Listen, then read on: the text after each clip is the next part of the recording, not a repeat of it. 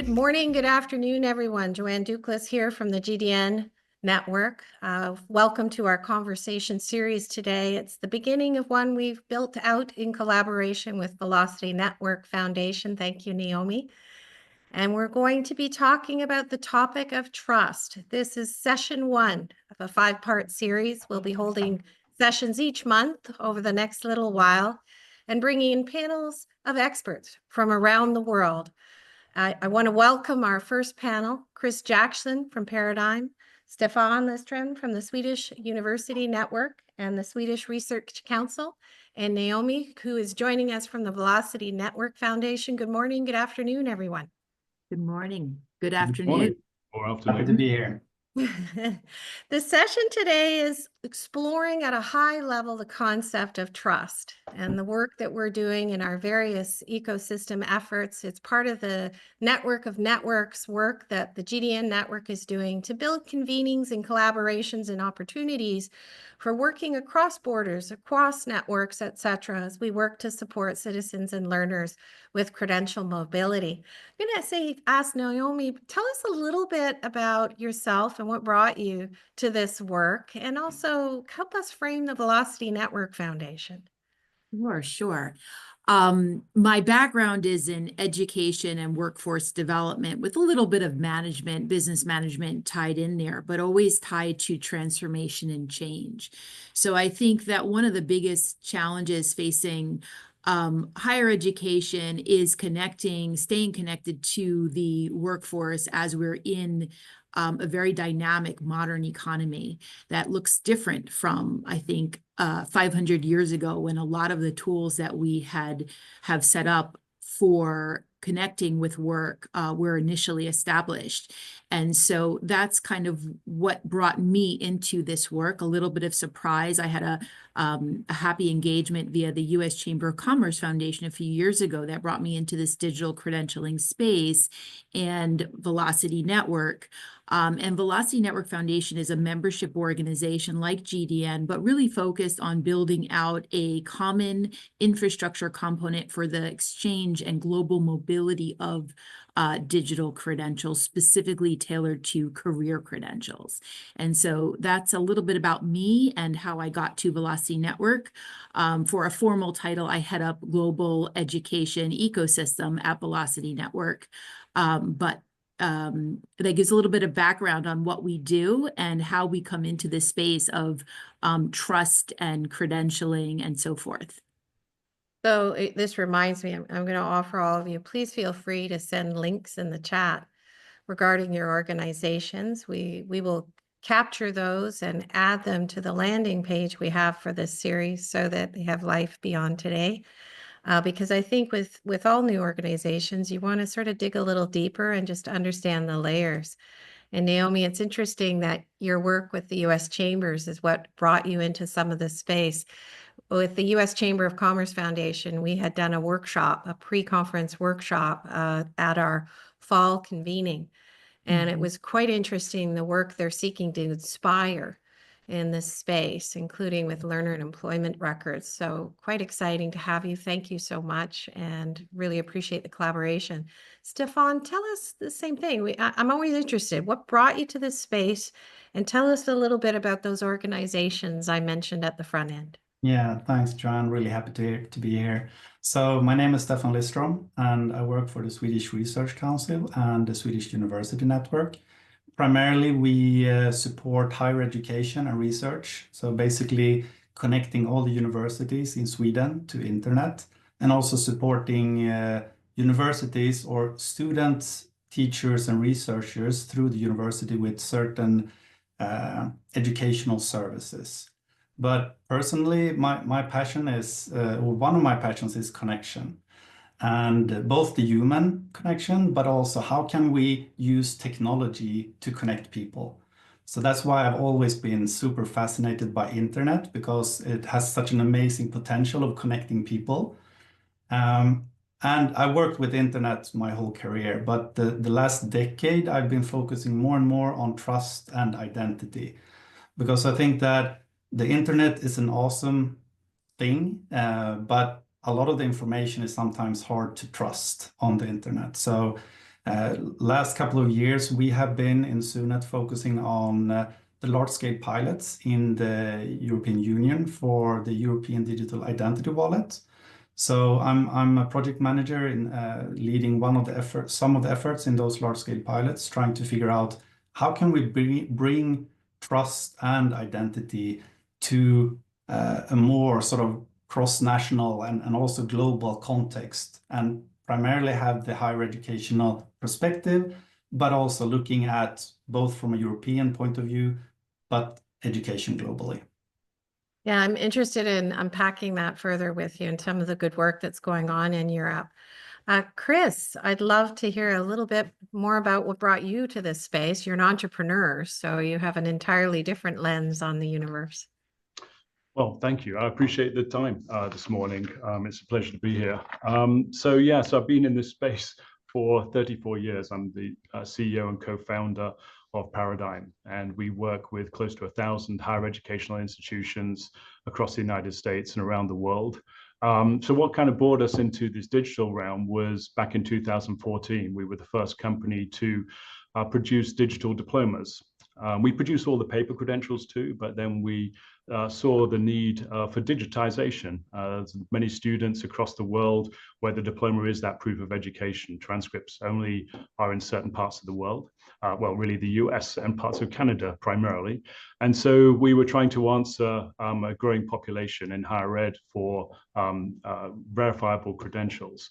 And so, to date, I think we've issued over 10 million credentials, digital diplomas, certificates. We're arguably the largest producer of digital diplomas in the world. We've experimented with a whole host of things of trust, speaking with governments and agencies, ensuring that our products can be accepted, which is obviously the pinnacle, is what we're talking about at the end of the day. It's a little less about trust, more about acceptance. So being in this market, it's been very important for us to ensure that we understand interoperability standards. We've experimented with the CLR, and we're again the first company to adopt the CLR with a diploma that was fully importable to that of HR systems. So it's a very exciting space to us. 34 years, so I might be giving some of my age away. So it's interesting that we've got a real diverse panel here, both regionally, but also experientially. And I really think that's an important point when we look at the trust ecosystem, when we look at issuers, the holders, the receivers, as well as the verifiers and any others that are involved in that whole scheme. One of the things I want to probe with each of you is, in your context, what does trust mean and why is it foundational? And I'm also going to say to our audience, please feel free to throw questions in the chat into the Q&A. I will be keeping my eye open and weaving them in as we go along. I kind of want to start with the basics. And Naomi, I'm going to throw this question to you first. What does trust mean in terms of the context of your ecosystem? And why do you see it as foundational to success? Yeah. I think it's actually critically important to our work in the sense that we talk about global mobility of credentials, but if we don't have the trust to go with that, it doesn't matter that a credential can move from one place to another, and then the relying party who receives that credential can't actually trust it end to end. So what Velocity really has done, invested the most of its time and focus and is really making a concerted effort to communicate broadly about is the trust framework that Velocity Network provides, more so than any technical tools to enable credential mobility. That trust framework has to surround everything we do, because without that, you don't have that thriving ecosystem of credential exchange and mobility. In terms of defining trust, I I've spent a lot of time, looking at different trust frameworks and models and definitions and so forth. And I think it really boils down to that confidence in the security, reliability, integrity of the entities involved in an ecosystem and their actions, so that everyone participating in exchanges can feel confident that organizations are acting in a secure and predictable manner. And I think the predictable part is really important. In the Velocity Network Trust Framework, we define out all of the roles and responsibilities, and all actors within our network sign legal agreements within this legal framework, so that everyone knows what everyone's responsible for and how every organization will behave. And that's, for us, a critical foundation for being able to work with the digital credentials at scale, at mass, and at global reach, and with the complexity of information that we're dealing with. So it's almost like governance operating principles, in a sense, Yes. that the FN provides. Interesting. Now, Chris, in your context, you've worked over 30 years in this space, and I could imagine how valuable that concept of trust is. But what does it mean as an entrepreneur in the digital space? What does trust mean in that context for your ecosystem? Sure. So, I mean, we've learned an awful lot, particularly over the last 10 years, about acceptance of credentials, because ultimately, I completely agree with Naomi that trust is but a criteria of confidence, and confidence is gained. So if you have enough confidence, of course, then you become trust. There becomes a trust factor. And you need, there's certain components that we believe and have experienced in acceptance of credentials. One is certainly the technology has to be understood. So the two kind of boils down to this level of transparency of understanding a level of technology, and it has to complement the ecosystem so it's accessible and easy. I would also say origin matters. And what I mean by origin, it matters that because first and foremost, our trust is already there in many respects. I mean, if I said Stanford University, you go, yes, I trust Stanford University. So you already have this level of trust. People do with certain institutions. Obviously, the lesser named institutions, it becomes a little bit more foggy. So it's really important. So Stefan kind of mentioned the standpoint that there's a human element to this, and it's a human psyche. Trust is it's basically a psyche mindset, right? And trust isn't absolute necessarily.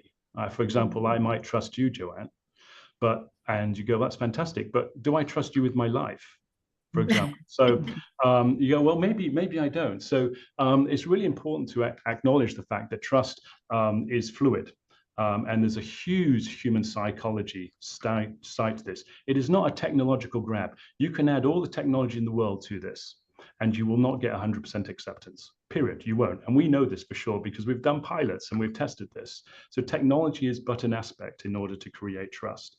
So it's very fluid. It's very important. And I think ultimately we certainly want interoperability, but we are really at the end of the day just talking about acceptance. And that is, are the pieces there that ultimately I can transmit a credential and it will be accepted and taken, and ensuring that it's not fraudulent and that I can actually trust it back and accept it. So, Stefan, when you think of the work that you're doing in Europe, can you help us situate this concept in your context? Certainly. So Naomi mentioned mobility, and I think that's a very important concept. And for me, trust is an enabler in the sense that the more we can trust each other, the more opportunities we have to collaborate, usually.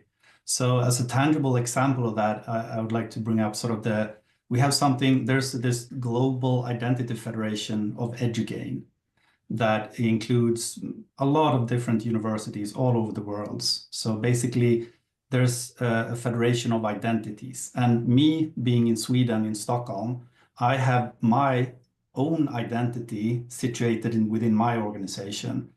But because there are universities in Canada as well that are part of the same identity federation, that trust the whole identity federation. I can fly from Sweden to Canada, and I can use my identity, my credentials to, for example, connect my phone to the Wi-Fi at the university. I don't even have to do anything. It's just automatic. My phone just connects to the Wi-Fi in the Canadian university because they trust me, even though they've never met me. But there is a sort of policies and architecture and a hierarchy of trust in this identity federation. And this is for individuals. And that is sort of enabling a lot of different collaborations, services, and new innovations. And what's happening now, I think, is that particularly in Europe, where we're looking at the European Digital Identity Wallet, we're trying to establish that kind of trust for information. So we're taking it sort of a step further, not just trusting certain identities, but trusting the information that we send to each other. And not only within certain sectors, because the EduGame works super fine within higher education, but it's tricky sometimes to trust someone outside our sector. Either them trust our identities or we trust their identities. So how can we trust information cross sectors and cross borders? Mhm. So I do want to ask a baseline question just to make sure. When you talk about credentials, Stefan, which credentials? Are you talking about academic credentials, identity credentials? Help us unpack that just a little bit, because I want to situate. From my sort of my professional point of view, I'm talking mostly about educational credentials, like a diploma or CLR, or what's that? But yeah, there's sort of different educational credentials.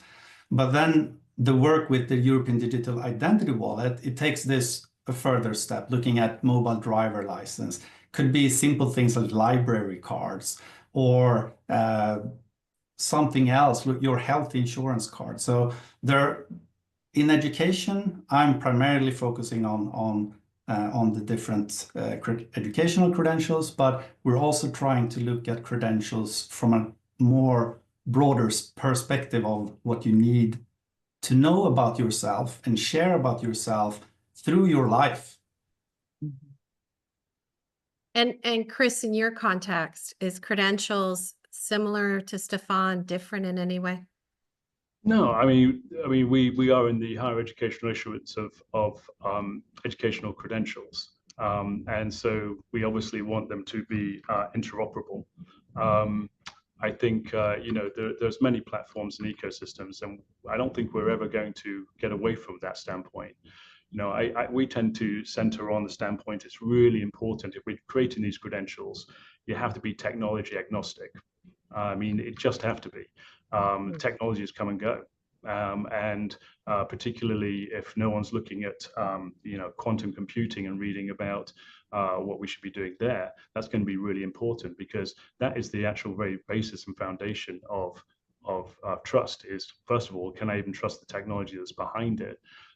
So it's really important to stay ahead of that and understand that there is a vulnerability out there, that these ecosystems will be vulnerable. But ultimately, that aside, because that's a whole different discussion, I believe at the end of the day, you need interoperability. But the biggest thing is that ecosystems, they evolve. They just do. I've been in this business long enough, and they evolve and they change. And ultimately, what you want is I believe it's important to be agnostic to technology, agnostic to the environment. Try and build the confidence where you can with the best tools you can at that time, and involve the origin in that verification to build that trust. If you're compatible and interoperable, that's what you should always have. And accessibility is also incredibly important in the production of these credentials.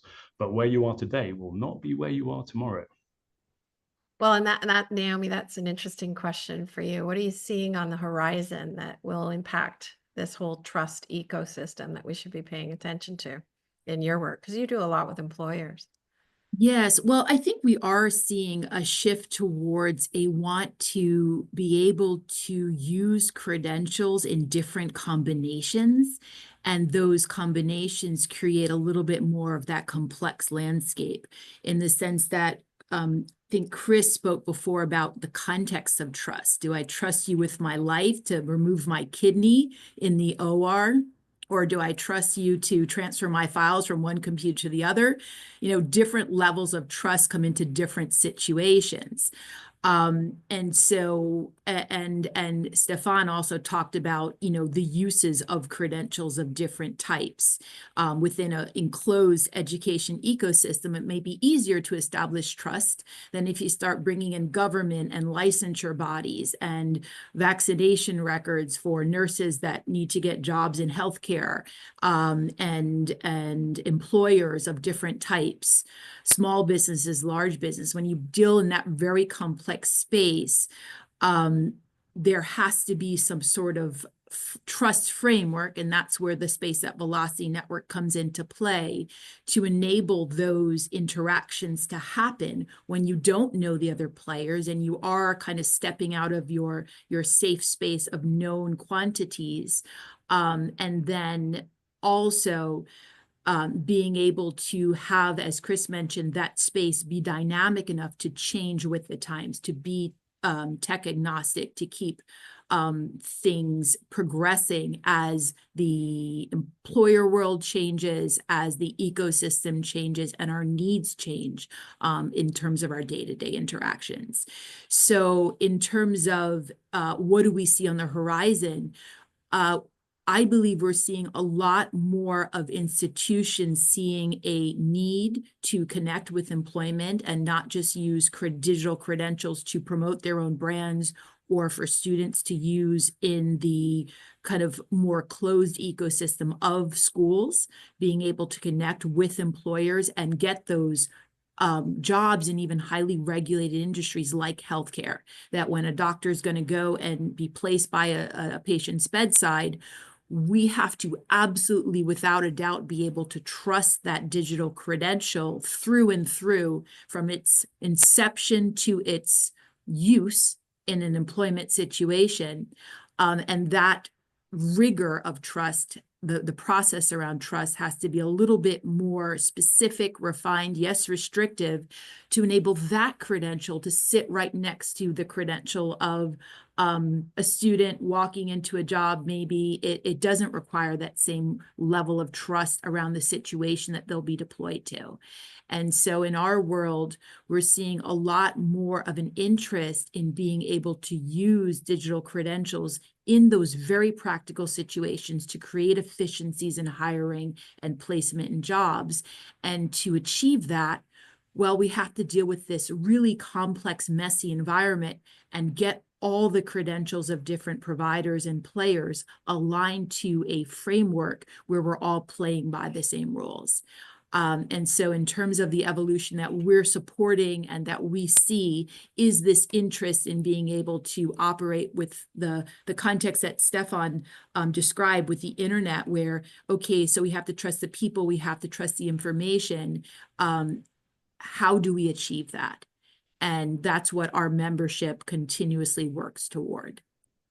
So that actually, Stefan, raises some interesting questions in my mind when you talk about trust as an enabler. And, you know, the comment about that Chris made about the technology itself is not the key piece. It can change, etc. There's a lot of work going on with blockchain and decentralized identifiers and all that kind of thing in Europe. Tell us about some of that. Help us understand what's going on there and what are the key components that are helping to enable trust. So that was a question for me, I guess. Yes. Yeah. Yes. So I think one of the tracks in all of this is just trying to understand the terminology, because there's still, at least in my experience, people often use the same words meaning different things, and sometimes they use different words meaning the same thing. So and that's sort of the background from trying to understand how we first of all can understand each other using the same terminology, but also understand the technology that we are building. because it is fairly complex to ensure something like this happening. As Chris mentioned many times, interoperability is, at least that's my point of view, is one of the key factors here, but it's also what is really hard because there are simply so many different ways of doing the same thing when we're building this from a technological point of view. So as you mentioned, there are a lot of initiatives trying to understand how this trust can be added using ledger technologies. And there are also many other parties that are trying to establish this trust through a fairly hierarchical certificate chains, simply.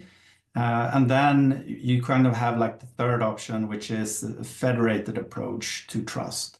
So I think that's from a trust infrastructure. I think those three options are what at least I see in Europe trying to take shape. And all of these options they work slightly differently. They have disadvantages and they have advantages. And that's pretty much what we're trying out at the moment to see how can we actually scale this, because it's not just enough to have it interoperable. It has to be scalable, both from a technological point of view, handling millions of requests, but also, as we've been talking about before, sort of the social context as well. How can people trust this technology? I mean, it's also different. In some countries, you trust your governments. In other countries, you don't trust your government. So that's also a key factor on which technology can be used and presented to your citizens, because people have different ideas about different technologies, even though they might not have any clue on what a blockchain is. So if you mention blockchains, people will probably have a reaction to that, even though they don't really know what it might actually be. Yeah, it's interesting, the work that I was doing in Canada in building a credentialing network. To Chris's point, you couldn't rely on just one technology, one standard. We actually had to consider, as was noted, the origin, who is the issuer and what is it about that issuer that will allow a trust ecosystem to be built that they could have faith in and that they could trust. And interestingly, it wasn't a government-led thing. It was grassroots from the higher education community itself that made the most sense for that context, because in my country, Canada, we didn't have a centralizing body or a regulatory authority in any of the space. So the answer wasn't one answer. It was a blended answer that made sense for that community, and it'll evolve over time, as is normal. Chris, you're in the American context, which is different again. Yeah. So tell us a little bit about your experience there and some of the things that have been challenging from an ecosystem point of view, because interoperability is a lofty goal, it seems. Oh yeah, I mean, yeah, Stefan's exactly right. I mean, small steps all the way, but you want, that's your goal sort of thing. Same with acceptance. I mean, probably in the United States, the more favored technology for higher educational credentials is digital signing. But make no bones about it, they're all, I don't want to get too technical, or asymmetrical forms of encryption, which are against quantum computing. Blockchain is equally vulnerable. Blockchain isn't any more secure than other technologies. It's just a technology. I will say, though, that what we found within the United States is that, even though, for example, we use digital signing, we didn't think that was enough. So to Stefan's point is that understanding, I mean, if you asked anyone, your neighbor, or really anyone saying, please explain blockchain, please explain digital signing, they won't know. They actually don't know. Unless you're in an industry that uses it all the time, they won't know. And therefore, there's inherently, you start off with a little bit of lack of trust. We felt our model is actually based on where trust starts, and that is at the origin. So we kind of took a different approach and said, well, it's good to put these technologies as the basis and the foundational point, but really maybe it's not what is being said. but who is saying it that is the most important, and where does that trust lie? So we believe ultimately the origin really matters in this standpoint. And I'll also say the one piece that, when we're talking about confidence and what the pieces that build up, it's as silly as things like expected indicia. So, you could write. Sorry, what was that? Chris, say that again. What I call expected indicia or indicia to the credential. So this is really interesting psychology. So, I mean, you can wrap a credential with blockchain, digital sign, you can do whatever you want to it. But if you literally produce a PDF that looks like something that's just black and white, in other words, let's say go to an extreme and say you look at it and go, that is something that I could do. You automatically now will not have 100% acceptance. You just won't, because you've now started with an expected artifact that doesn't quite meet the standard of what you're expecting. So technology is always this part, but the expected indicia, does this look complicated enough? Am I actually seeing that there is care taken in the presentation of this credential? Matters, because if it looks a black and white PDF, and I go, and then it's digital signing, blockchain. I mean, what is this? As soon as you have a monicum of question, you automatically are not 100%. And in fact, we've seen pilots where literally that will be, you will drop down to a 50-60% acceptance rate, purely based on the standpoint that you're presenting something. It doesn't matter if you present it in a wallet. It doesn't matter if you wrap it in anything. Expectations matter to what I'm going back to is that, Stefan, this human psychology of what is trust built up from. And so, yeah, in the United States, there are different technologies which are using, but again, I'm going to sound a little repetitive. I think that the technology is just an aspect. It's an important aspect, don't get me wrong, very important, but it's equally, we'd be doing ourselves a disservice if we do not recognize all the other aspects involved in ultimately accepting that credential to be real and verifiable. So Naomi, in your context, do you have any reaction to any of this? Do you agree? Do you disagree? I absolutely agree with the concept that trust comes from the human. And I think that's why a level of education is needed about not necessarily the tech itself, but the trust framework itself, so that the players participating in an ecosystem know what they're doing. For example, we have HCA right now working on Velocity Network, placing people in jobs. They've been working with a background screener who is an entity that they trust for different reasons. It's an accredited background screener in the US, and in the US, background screeners are often used to mitigate the risk, because when someone submits a paper resume of their achievements, we know we can't trust that. SHRM has research that says 78% of people lie on their resumes. So we know that that paper can't be trusted. So therefore, we have this background screening industry that helps us mitigate our risk, and those partners are accredited, and we do trust the background screeners doing their jobs. Background screeners also say that actually it's very hard to do our jobs because we're running manual processes. We're calling people on the phone. We get someone on the phone. Maybe they do or do not have the right answer. So a verifiable credential enables our process, makes our answers more secure, makes the entire chain of events more secure. So when HCA is brought into the fold and taught about a new technology that will enable even their background screener, who they trust, to be more, have more fidelity in the work that they do, that enables HCA or an entity like a hospital system, the banks that are working on Velocity Network, et cetera, to step into this place and say, okay, we can trust a process. And that's what the Velocity Trust Framework is all about. I do think it comes down to the understanding.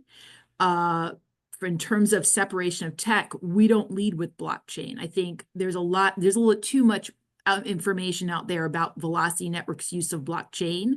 Our CTO will explain that That's the technology that was used at the time because it was serving solving the problems that we wanted to solve at the time, but already has a vision for future iterations of distributed ledger technology that we would like to move towards.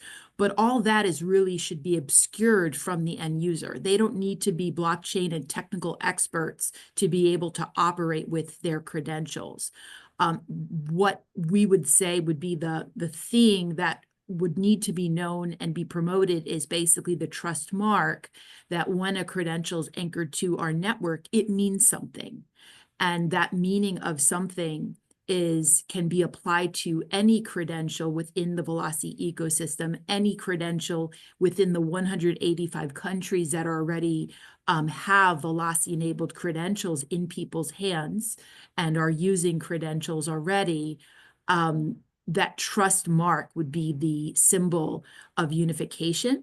And then everything else about Velocity Network and the members and the roles and what everyone is doing is embedded in the trust framework offered by the organization. I'd also just add as a closing thought that the transparency of those rules is really important. That if people don't have the ability to answer any questions that they have about how the processes works, it introduces more questions and problems than having all the information transparent so that everyone knows how data is being exchanged. Just want to unpack a couple of things. Trust mark. When you're talking about a trust mark in the context of the Velocity Network Foundation and your broader ecosystem, can you be more specific? What is that? Is that a thing? Like a visual indication of the trust used in Velocity Network Foundation. I would argue that it ties back to what Chris was saying about having his visual representation of a transcript having some weight to it in itself. Okay, so it could be, if we imagine it in a paper world, it could be an attestation or a notarization mark or something to suggest it's okay. Stefan, just exploring a little bit with what's happening in your ecosystem, and you're working across multiple borders. If you were to put a couple of pins on what are those trust markers, let's use that term in a broader sense.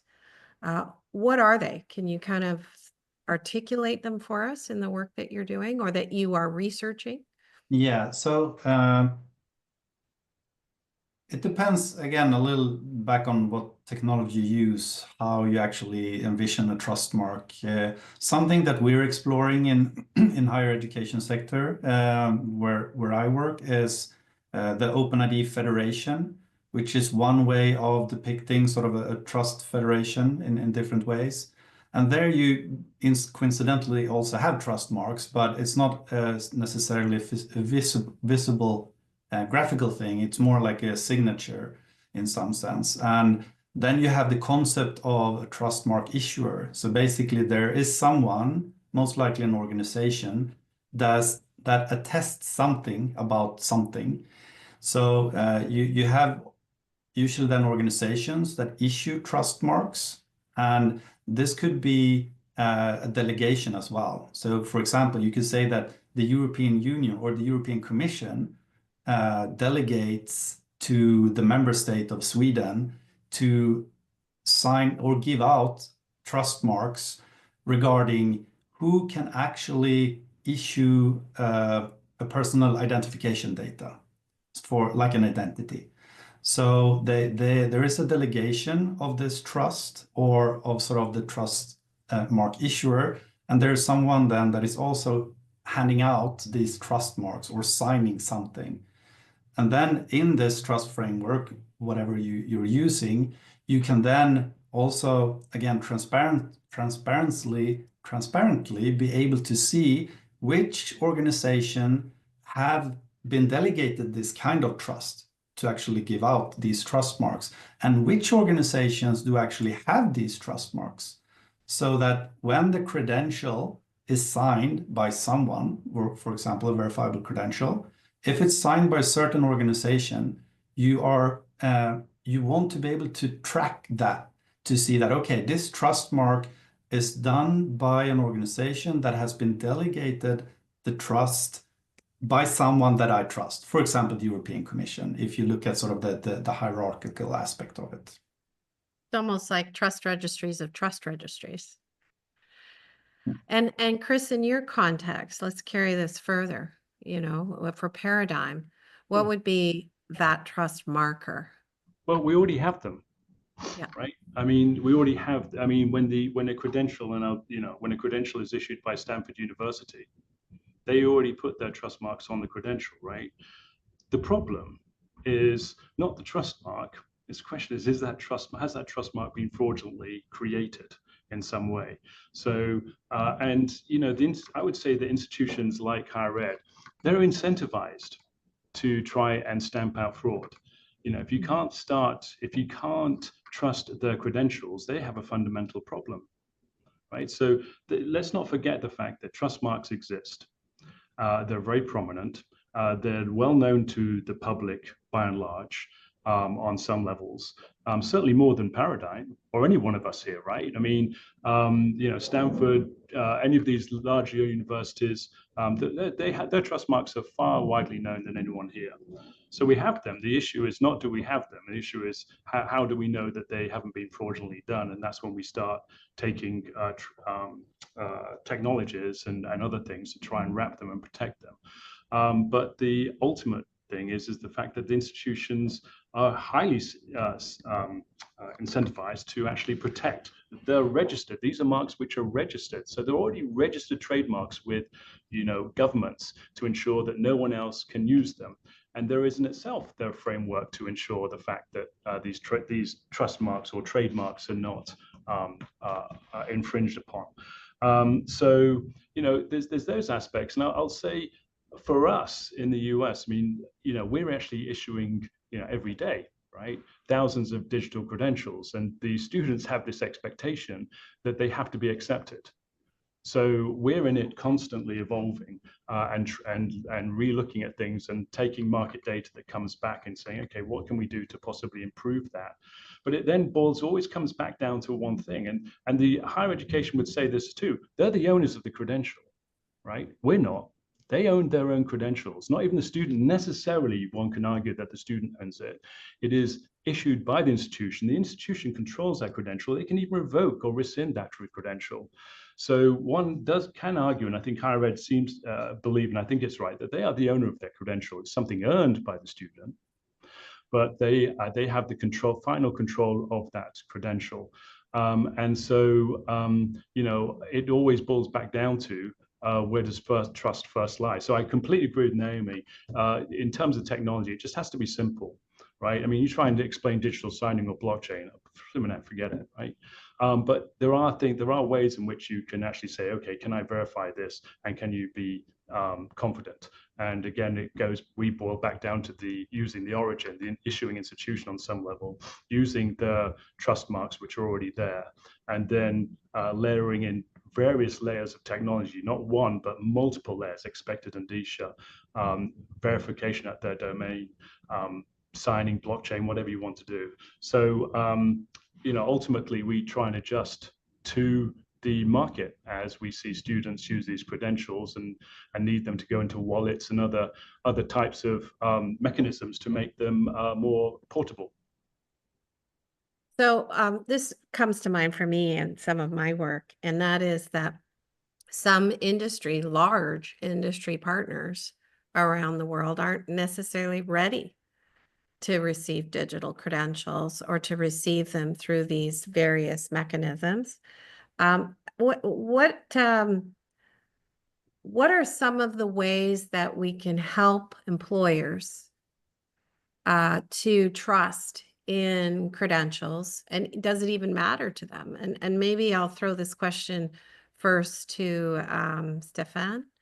Any insights from the European context or your work in this space? Yeah, I mean, I think it's going to take some time, actually. And I usually compare this to email in the sense that I find that email is one of the few, if not only, truly interoperable services that we have on the internet, in the sense that any organization is quite standard for them to trust, okay, I have an email server. I trust that email, regardless if they maybe shouldn't or should, but they trust the infrastructure that they have because it's been there for so long and it's based on open standards. So in theory, anyone can build their email client or email server and just send. And then in some sense, there's an underlying trust that you trust that the email will actually end up to the right person. So we're kind of exploring this still. And in some sense, at least this, what we're really trying to achieve in Europe is not really possible with the standards we have today. If you want to achieve true unlinkability, in the sense that you should be able to trust the information you receive, but you don't necessarily want that information to be tracked as an individual in certain circumstances. So I think there's quite some time for us building this technology to explain it to people in a way, as I think Naomi mentioned, it needs to be simple so that people understand what's happening, but it also needs to be trustworthy. If you start looking at the details, if you have technologists, they need to be able to look at the technology and sort of, okay, there's an IT department at an organization that can do a check mark for their security review saying this, we can trust this infrastructure. And then everybody else can just be happy enough that there's like a green check mark somewhere. And then it will be more easy for others to accept and actually use this technology and the information that we share. The check mark being the proxy indicator. Naomi, in your context, you work a lot with employers. So you're on the demand side, I guess, for a lot of the credentials coming out of the schools, et cetera. Any comments around this space? What more is needed to help them embrace, adopt, trust some of the credentials, even out of long-standing providers? Because I've seen that too, where long-standing credential issuers are not known in other jurisdictions, so trust is immediately eroded. Yeah, well, I think that goes back to one of the kind of prompts heading into this particular webinar is the multi-dimensions of trust. Because if I'm an employer receiving a digital credential, there are so many steps along the way that I need to trust to be able to work with that digital credential. It's not just the brand of the issuer. It's not just seeing Stanford University and knowing that that content is really good, that person that achieved that content and that standard is very good. I have to trust, was it really Stanford that issued that credential, or Naomi in her basement, very technologically skilled, who hacked and made a credential and issued it to all her friends? I have to be able to trust that the right person claimed the credential. When it was Naomi who got that degree, that it was actually me and not my sister Natalie, and that I didn't change the names to say my sister Natalie. I have to trust that the data processor who did that data processing into a digital credential didn't fumble it, and that it came out exactly as it was supposed to. That when it was issued to a digital wallet, and I will say that we do, Velocity Network members, operate in a self-sovereignty space, that the individual is the only entity in the center of all their data that will be able to combine package data, et cetera. So it does require that an institution relinquish some control to the individual. So then there's a question of, when the individual stored that digital credential in a digital wallet, did that digital wallet manage the data with fidelity, with financial grade security, so that that credential did not get corrupted or tampered with before it was then shared with the relying party? And then lastly, when the relying party got that credential, did their systems process the data correctly, and are they properly behaving with respect to the individual's data? So there's that entire chain of events. There's also the aspect that Chris mentioned of revocation. If the institution realized they issued it, but then they realize the person cheated on their dissertation and they have to take that credential back, how do they go about the revocation process so that that relying party is not walking around with the credential thinking it's valid, running a validation check and thinking that the credential is good to go when the credential has actually been revoked. And when you think about institutions these days and the dynamic landscape of institutions, some closures, that credential has to survive the institution. And so those aspects all come into play in a velocity network context when you're talking about that employer and what that employer has to trust was done correctly through this entire complex chain of events before they can take that data, trust it, and then work with it.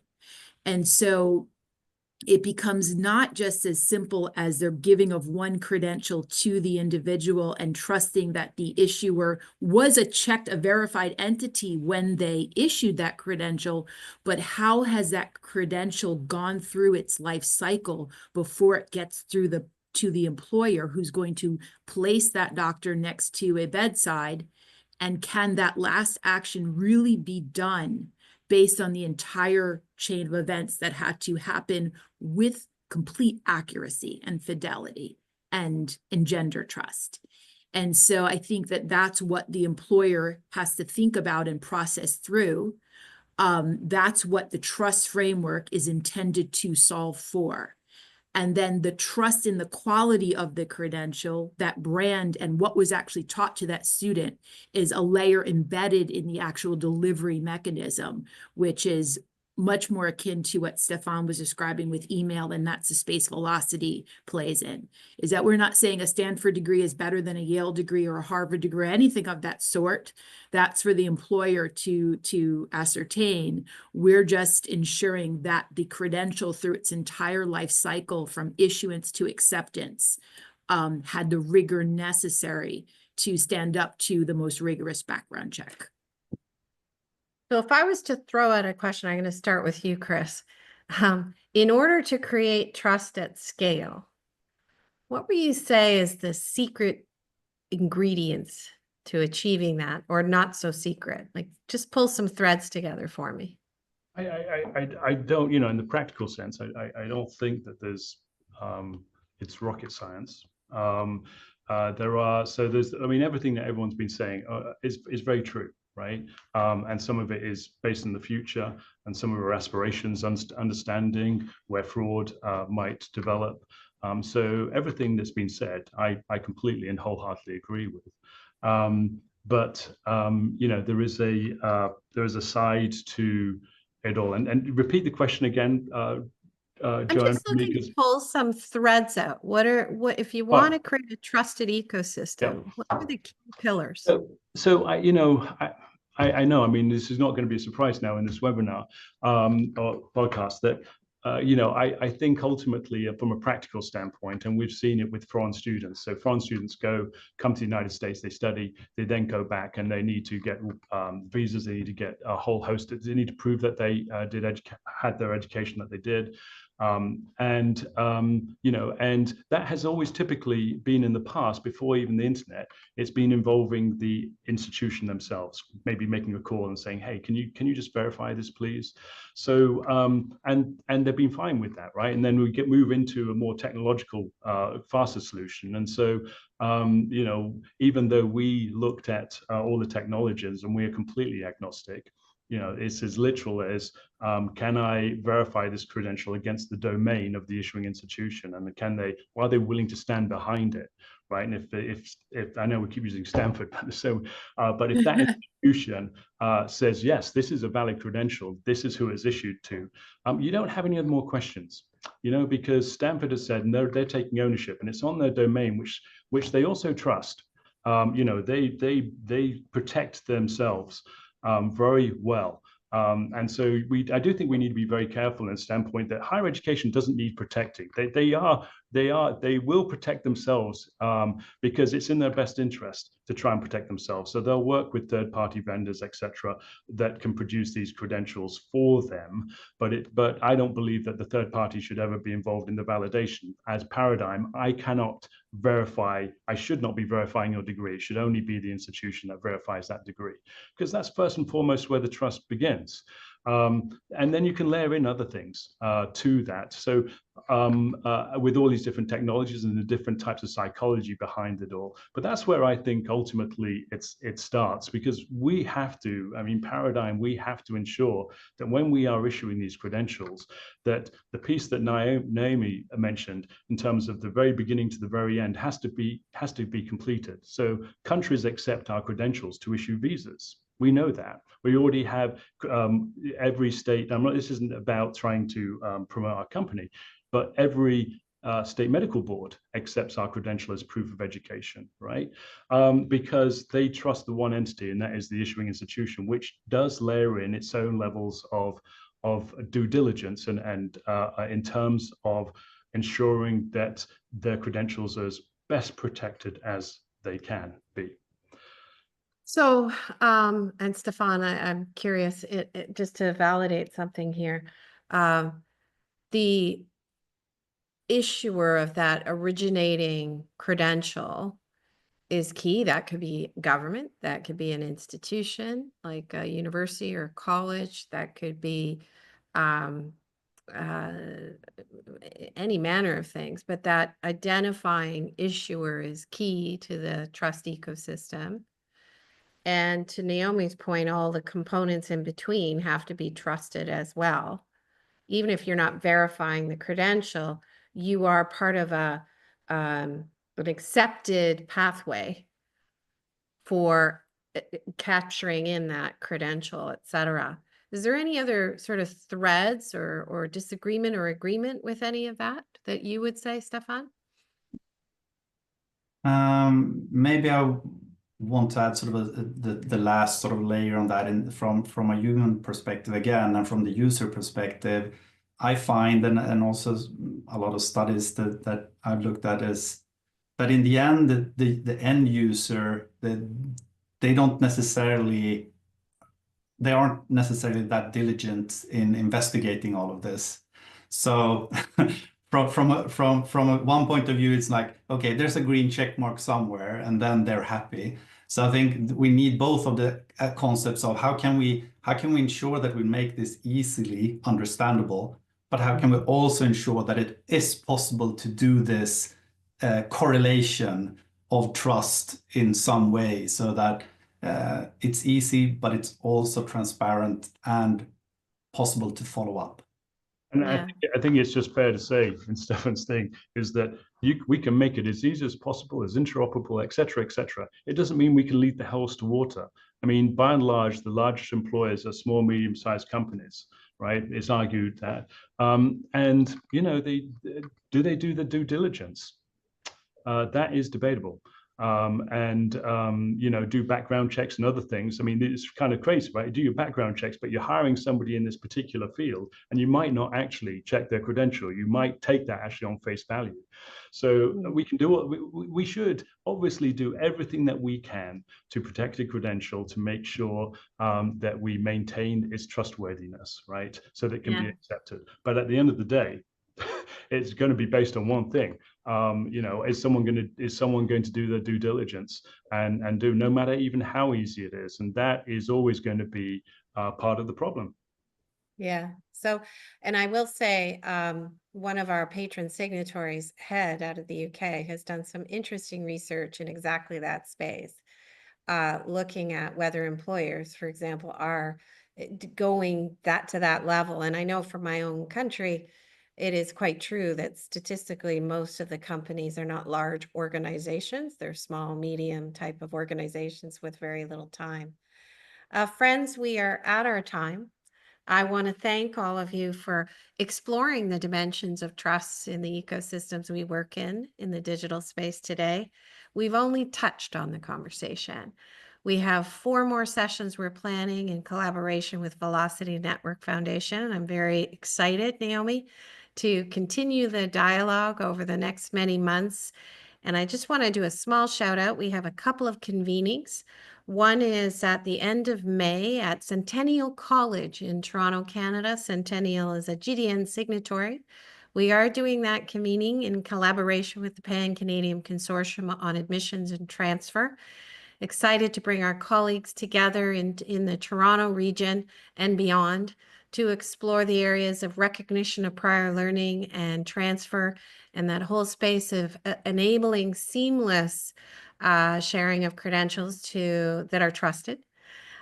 We also have an Oslo convening at the end of October in partnership with our Norwegian government, HKDIR, as well as SICT, which is responsible in some ways, Stefan, as you described some of what you're doing in Sweden, for maintaining the ecosystem there, very rich, deeply layered ecosystem.